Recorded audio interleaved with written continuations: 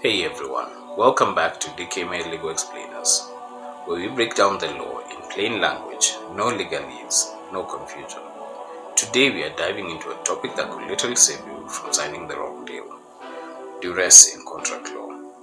Ever felt forced into agreeing to something you really didn't want? That might not just be unfair, it could be illegal.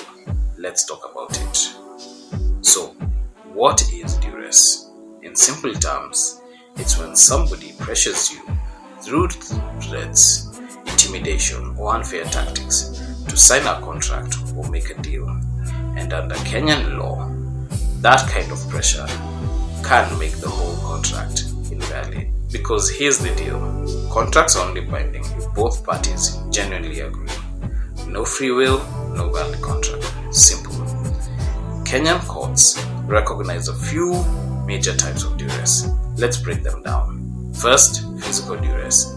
This is the dramatic one. Think threats to your safety or personal freedom. Like someone says, sign this or else.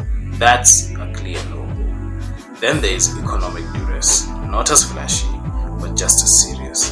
This happens when someone uses financial pressure, like threatening to ruin your business unless you agree to their terms. And lastly, duress of course. If someone holds on to your property or refuses to return something of value unless you sign, that's another red flag. Bottom line, if you're cornered into signing something, the law may be on your side. Now, duress is not just about feeling uncomfortable or pressured. It has to meet specific legal standards. In Kenya, courts look at three things. Was the pressure legitimate or over the line? Did it leave you with no real choice? And was that pressure the main reason you signed? If you can prove all three, the contract might be set aside. Now, let's talk about real Kenyan cases for a second.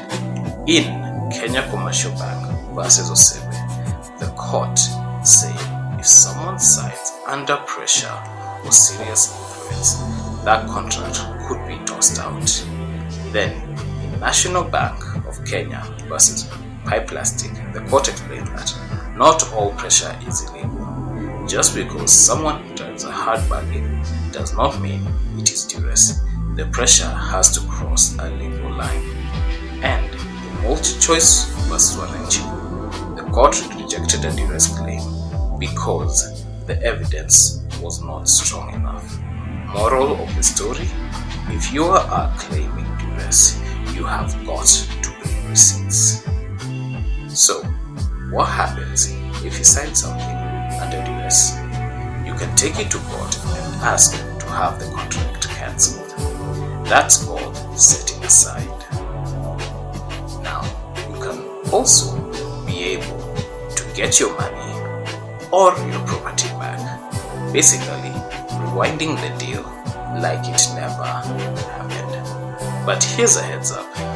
If you wait too long or go along with the contract afterward, then the court might say you accepted the terms.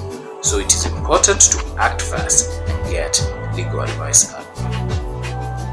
Look, duress isn't always a big dramatic threat. Sometimes it's subtle, quiet pressure, emotional manipulation, a powerful. If something does not feel right to you, trust your gut.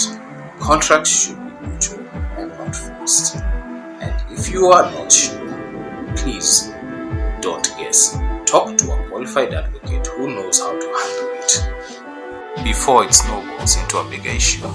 That's a wrap on duress in contract law.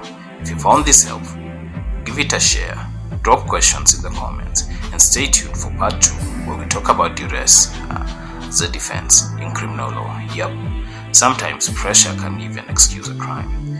You can find more legal explainers at dkma.co.ke, and remember, the law only works for you when you understand it. Thank you for watching and stay legally woke.